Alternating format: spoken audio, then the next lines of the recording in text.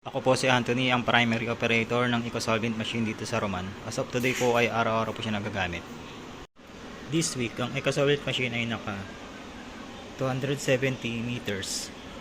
Ang daily consumables naman sa magenta, sa yellow, sa black, sa cyan, at ang media. Ito naman po ang ink supply. At ito naman po ang printer head. At cupping head. Ito naman po ang ADR. Ito naman po ang tama pag head clean.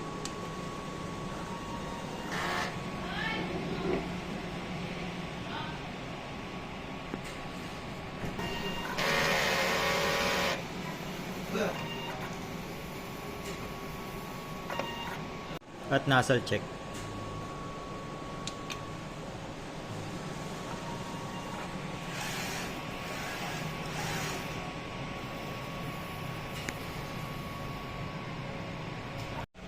naman po ang aking ink tank.